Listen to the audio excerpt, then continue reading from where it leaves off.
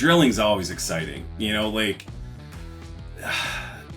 it's one of those things where it's the most expensive thing that we do by far. Like, nothing comes close. AI is going to be one method in the future, right? In geology, you have a variety of tools available to you.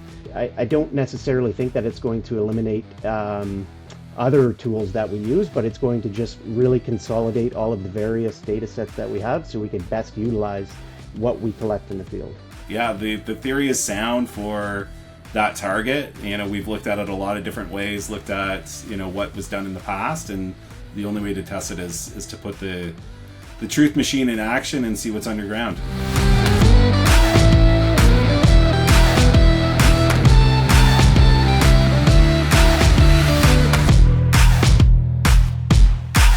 I'm Stefan Sklepowicz, interim CEO of Kirkland Lake Discoveries. I've been with Kirkland Lake Discoveries since the inception, but was working with the companies beforehand for about 3 months. So we're almost at 2 years now. It's been a crazy few weeks. We had one of the biggest things we've been working on is just updating our deck and our messaging and getting everybody up to speed with the direction that we're going, the strategic plans with everything. We obviously had a very successful, busy summer, and with that came a lot of data and a lot of integration of things. And so, you know, we've been working on updating the pitch and the deck, and I've been having a lot of investor meetings and things like that. Yeah, the biggest thing is we're really focusing on this whole idea of transparency and being able to see what we're doing on a daily basis. So taking a look at whether it's me having a meeting with a banker or Drake and Mike, you know, being in the field, setting up a drill, logging core, whatever it may be, that everyone gets to see what's actually happening, the highs and the lows, because there are both these days and every day in mining. The team that I work with has different talents, experience, time in the industry, and each person has their specialties, has their areas where they excel in. Mike's logged, you know, close to 200 kilometers of cores, 200,000 meters of core, which is an incredible amount for, you know, geologists, let alone in the Abitibi specifically. And so his experience with regards to drilling and everything associated with it is, so it's really helpful to be able to get an understanding of what we're doing, and then it's much more accurate, realistic reading of what to expect. You know, Drake, with his experience with working with numbers and technology and everything else, is able to put things into a format that we can utilize more effectively and efficiently and visualize a lot easier. Nothing against Mike, but he's been there for a lot of these cool stories in the past, and Drake and I are still looking for that first big win. So, you know, we're hungry for that discovery, you know, more than anything else. And so that drive, we keep Mike on his toes to make sure he keeps pushing for things too. This past week, a lot of time was spent on our pitch deck video, which it was a lot of fun and very interesting to work through.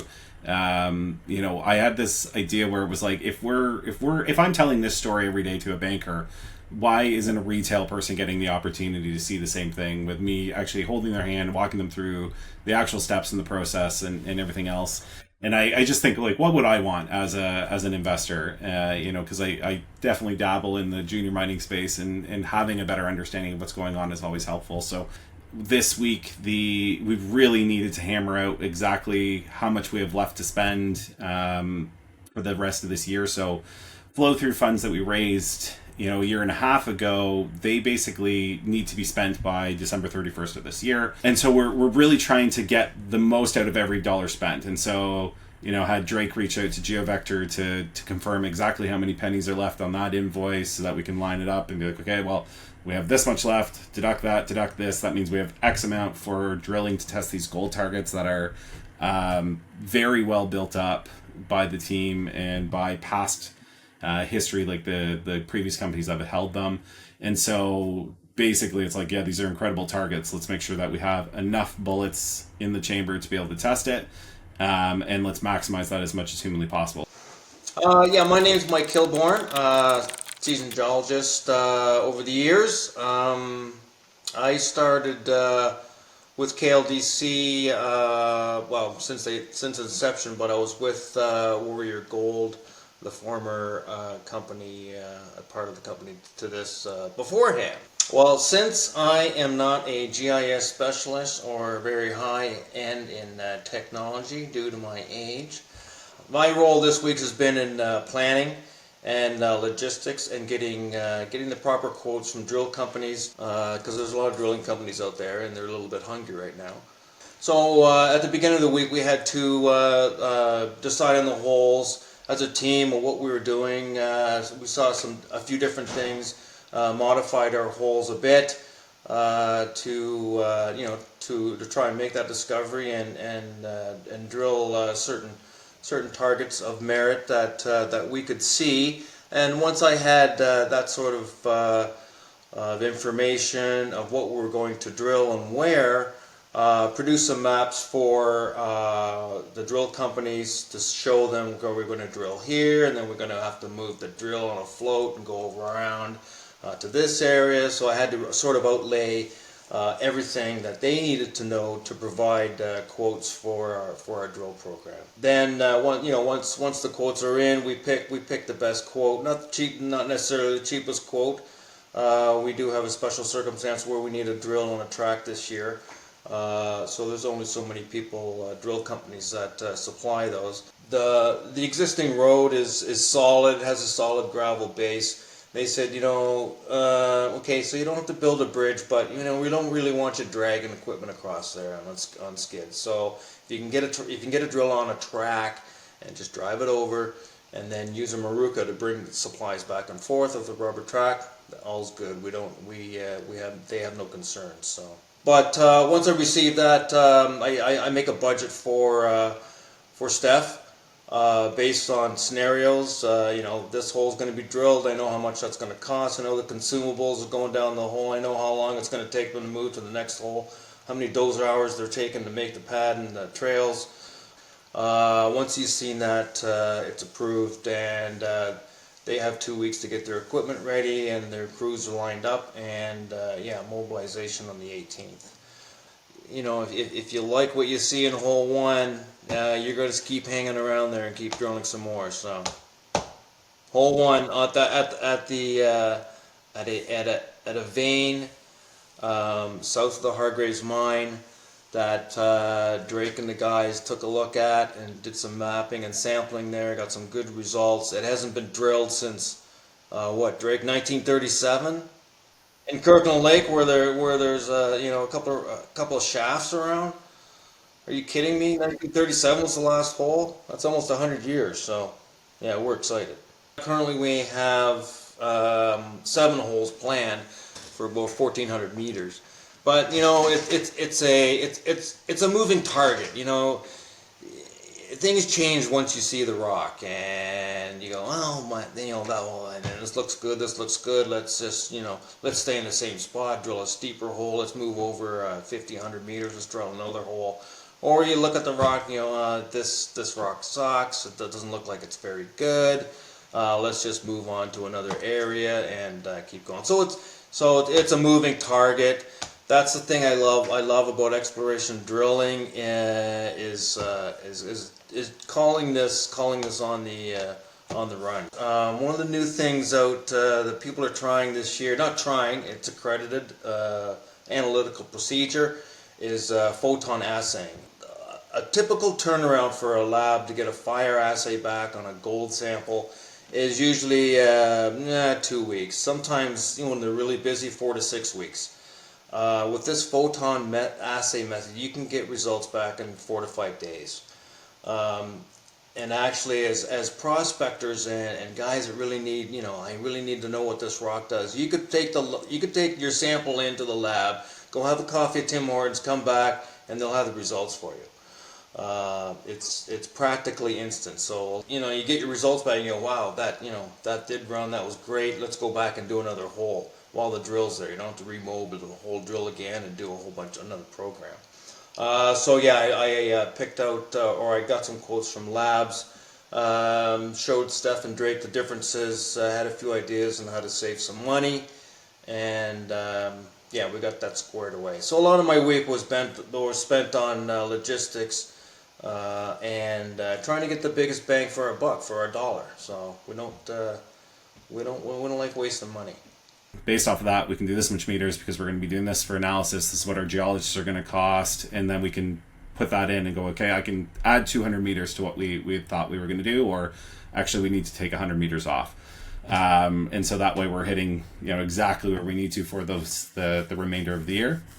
Yeah, and then the other things was looking at those targets with the guys. So Drake's taken a lot of time to get all the data into the data room and massage it to a point where we can actually look at everything. So getting all the past geological mapping, all the previous IP work, all of the anything that's in there, any of the structures, any of the magnetics, and put it all together to basically create a story of what we're actually looking at and what we're testing. Yep. So hi, I'm Drake. I've been with KLDC for about a year and a half now, and I'm a senior geologist. So this week we had a pretty busy week setting up for the drill program and just kind of getting everything organized in terms of contractors, logistics, and actually planning the drill holes. So a big part of the beginning of my week was really finalizing with the team the drill hole locations and then getting that into QGIS and mapping it out so we know exactly the orientation of the holes, the depth, the length of the holes, and then putting all those numbers together so that Mike can take that and then kind of run with it from what he was getting quotes on with respect to drilling. Basically, we have a historical and current database that's all in a program called Leapfrog, which is a 3D geological modeling program. And one of the holes that we're doing is really pending on us having a really solid understanding of the geological model. So we basically get the highest amount of value out of the hole as possible to give ourselves the greatest chance of success for hitting mineralizations. GeoVector ran it was about 7,000 samples of B Horizon soil for us this whole summer, and it was focused on the KLD West property. Based off of that, based off the results of that, a lot of the work that we're doing right now is following up on that, and we got them to actually extend the grid in some areas because the results were positive, and so they did a follow-up program in the fall, and we need to know essentially what, now that they're completed, what their final budget was, or their final invoice was, so we can effectively plan the rest of our year for drilling and make sure that everything is kind of on cost and we're keeping everything according to what our actual spend should be. So I met with Bill, who's one of our advisors, and he's a geophysicist, and he's going to be doing basically a structural interpretation based off of the various geophysical products we have throughout our property. And these products are done, they're both internal to the company, and then we have external ones that are provided by the Ontario Geological Survey that have been flown, that are publicly available. So we do have a massive land package and a tremendous amount of both data that has been collected by KLDC and historic companies in the area. And so it is a challenge utilizing all of that data effectively because there are so many different layers, they're in different formats. So we can do our best by basically compiling these data layers into programs like QGIS and Leapfrog so we could both see in 2D space and 3D space and do interpretations based off of the individual layers and then stacking them. But what we're trying to get into is actually using AI to run with this and do a more effective job at taking literally every layer possible and trying to establish correlations with known mineralization and trends that we have, so that we can act on something that we might not be able to pick up in 1 or 2 layers of data, but if you stack, say, 5 on, then something becomes more apparent and anomalies become more obvious. So getting all the past geological mapping, all the previous IP work, all of the anything that's in there, any of the structures, any of the magnetics, and put it all together to basically create a story of what we're actually looking at and what we're testing at Hargreaves. And then actually just this afternoon, we were taking a look at the 3D models in the Goodfish Corona area because there's been a lot of drilling, and the target that we're looking at testing there was just off of the Joe Zone, which was what was previously drilled and was previously targeted, but there's this big gap where there wasn't any drilling, and then we have one hole that goes through there and it intersects the Joe Zone in 2 different areas, but there's this large mineralization where it went 1.2 grams per ton over 74 meters, and that area, there's nothing around it really. There was one other drill hole that kind of skirted it, and it crossed above the mineralization, and then it kept going down. But then there's this big area where there was nothing. We got to test that gap. We got to find out what's there, because if that continues, we have economic grade in some of those drill holes where if you're having over 10 grams per ton over 10 meters, that's mineable. And so if we have that continuing along strike, then that's good news. That's exciting. So there's a lot of information in that Leapfrog model, and so working through it and starting to pull it apart, it's going to take a bit of time, but that's the fun of what we're doing. It's the cookie crumbs that are leading towards a pathway of what's next.